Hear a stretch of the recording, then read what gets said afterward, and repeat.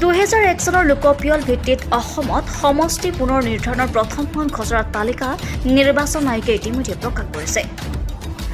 Assam digital টাইমছৰ আজিৰ প্ৰতিবেদনত আমি লৈ আহিছোঁ নিৰ্বাচন আয়োগৰ দ্বাৰা সমষ্টি পুনৰ নিৰ্ধাৰণৰ প্ৰকাশ পোৱা খচৰা তালিকা। ইতিমধ্যে প্ৰকাশিত খচৰা মতে কেইবাটাও লোকসভা আৰু বিধানসভাৰ নাম সলনি হৈছে যদিও বিধানসভা সমষ্টি 126টা আৰু লোকসভা সমষ্টি 14টাই থাকিব বুলি প্ৰকাশ পায়।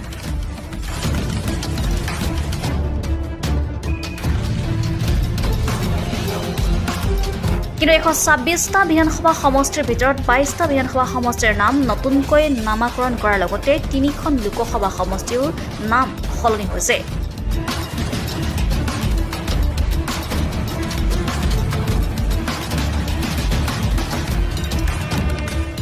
খচৰাত প্ৰকাশ পোৱা অনুসৰি কলিয়াবৰ লোকসভাৰ নতুন নাম এতিয়াৰ পৰা কাজিৰঙা লোকসভা সমষ্টি। তেজপুৰ লোকসভাৰ নতুন নাম শোণিতপুৰ আৰু মংগলদৈ লোকসভা সমষ্টিৰ নতুন নাম দৰং বুলি উল্লেখ আছে।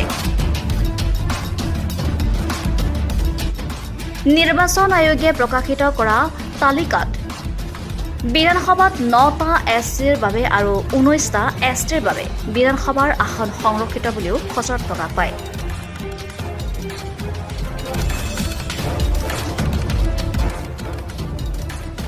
খচৰা মতে বৰ্তমানৰ বিধানসভা সমষ্টি পাথাৰকান্দি, কাটলিচৰা, ধলাই, বৈঠালাং চুক, পূব বিলাসীপাৰা, পশ্চিম বিলাসীপাৰা, পূব কোকৰাঝাৰ, পশ্চিম কোকৰাঝাৰ, চিডলি, আমগুৰি,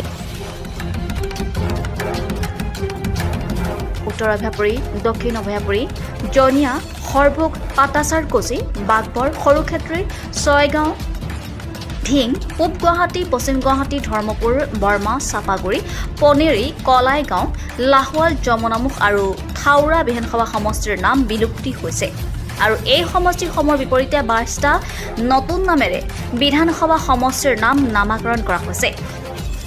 উক্ত খচৰাত যদি কোনো ওজৰ আপত্তি থাকে তেন্তে 11 জুলাই পৰ্যন্ত ওজৰ আপত্তি কৰিব পাৰিব নিৰ্বাচন আয়োগৰ হাতত বুলিও নিৰ্বাচন আয়োগে প্ৰকাশ কৰিছে।